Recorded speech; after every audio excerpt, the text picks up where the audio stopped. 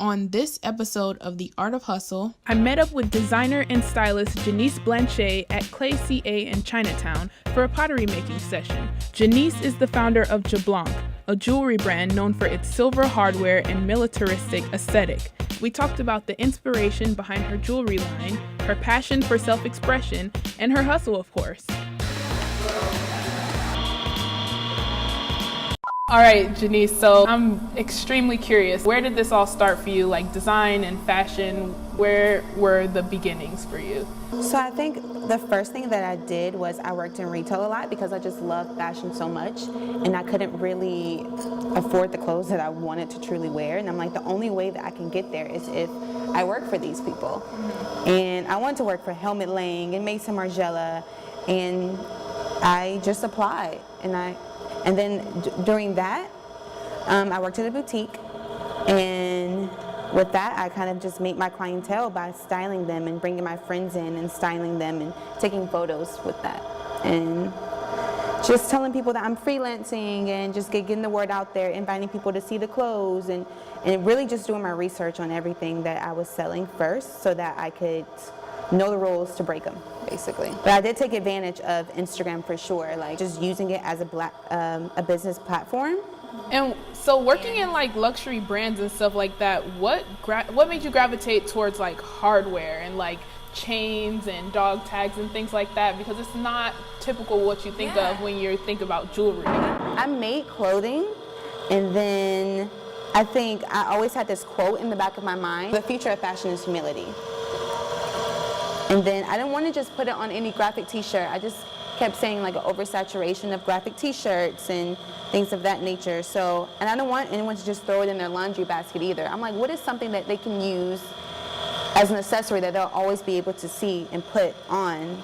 And then hardware just kind of came into my mind. But I've always been into safety pins, just because it's just something that you could cut up and take apart and then mend back together. So I just like the process of taking something old and making it new again. Yeah. Do you feel like you learned something working in those maybe professional spaces that weren't an end goal for you that helped you to kind of find the direction for your own business and your own brand? I think it's so important to just put yourself out there and be vulnerable and put your ego to the side and work for someone. I think it's extremely important for you to work for someone in your same industry and just to see the way they do it so that you can have that contrast. I think everything comes with a contrast. So you have to do the bad and then the good, in a way. Like assisting someone was never like my ideal job, but through that I learned a lot of responsibility and how it really is in this industry to be an artist and to work for yourself and just to be a boss.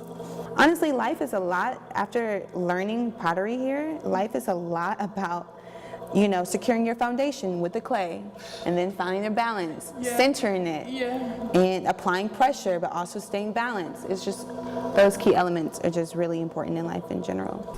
Well, this is definitely a meditative process. Do you do anything to combat those type of thoughts that may be like hindering you sometimes? I create to hinder those thoughts. It doesn't matter what I'm creating. I'll go in my closet, cut up a t-shirt, I'll get some chains, and and then the plus of it is just taking pictures of it and just having fun, because people will see when you're like genuinely enjoying what you're doing, and they will support you with that. If you're just doing it just to follow a trend, or people can feel that passion, or the important people can feel that passion. And to make myself stop having all these terrible thoughts, I just create. And I feel like creation is free. There's resources out here, so I just feel like anything is possible. And use your friends, work with your friends first, create with your friends, and then people will see that. I love that. I think that's super inspiring. Yeah, it can just be so simple, but you just have to get out of your own head and just do it, and don't try to start with perfection, because you can perfect it over time anyways. I'm very curious about your thoughts on the concept of starting over and things like that, because you're from Atlanta originally, right? Yes. And so coming out to LA, did you have like a community that you were coming to? And none. And that's what it made me excited, because I'm like, since I know no one, then I'll get to know everyone. Do you have any advice for people in like how to meet people, or like how to kind of start to build your community in a space where you may not be from? Yeah, when I was really shy, I would just go out to people watch. But my main advice is you have to put yourself out there. No one is just gonna knock on your door and be like, oh, here, let's just be great friends. Like, I'm a great person. You have to find your people that you rock with, and they will come. The universe will never just let you take a huge risk and then not support you afterwards. That's just how I feel. But don't be shy. Everyone is going through something. No one is perfect. No one truly knows why we're out here. So keep that in mind. And just take advantage of who you are in this lifetime. Take advantage of everything. It's really important to understand your uniqueness and what sets you apart and take advantage of it.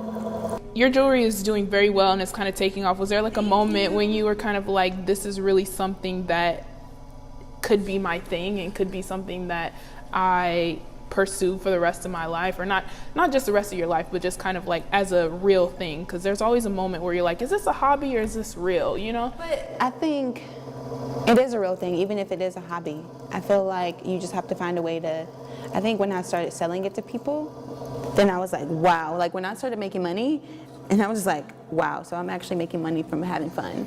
And I still don't see it as like a real or fake thing. It's just something that I just am enjoying doing right now. And then eventually I'll make something else. Like I don't want to ever put limitations or titles on myself. I don't even still call myself a jewelry designer. It's just something, because yeah, but that's okay because I do make jewelry and I design jewelry. But for me, I feel like it's so limiting. I'm just like, I want to design a lot of things. I want to design bowls now, or trays, or whatever, a flamethrower. Like you never know. So I never try to limit myself. I just always think it's important to have fun and actually do what you like. Stop doing what your friends like. Stop doing what the cool people you think is cool. Stop doing what they like. It's getting old. Like these people have, it's time for a new wave to come, and we want someone who's eccentric at the top to inspire other kids. And then for me, I did not think about what the world needed when I was making jewelry. I just thought about, I'm tired of being a slave to these brands. Oh wow, that looks so good. I'm like, wow, I have an actual bowl going. One of the interesting things you just said is like, I'm tired of being a slave to these brands. Could you elaborate on that a little bit? Absolutely. So I got to a point where like I realized that I didn't want to invest in name brands, and I can't allow my personal style to get swallowed by just like me having to have these particular name brands in order to showcase that I have style. It just started to get on my nerves. I'm like, this is so boring. Everyone is dressed the same. Everyone looks the same. And so I just wanted to kind of create something that, you know what, I'm going to give you these tools and you create something with it, fun, that's more personal for you. And it will just be better that way. And I already know a lot of brands are going to be on that, but I want everything I make has to be very versatile and universal for anyone in all genders.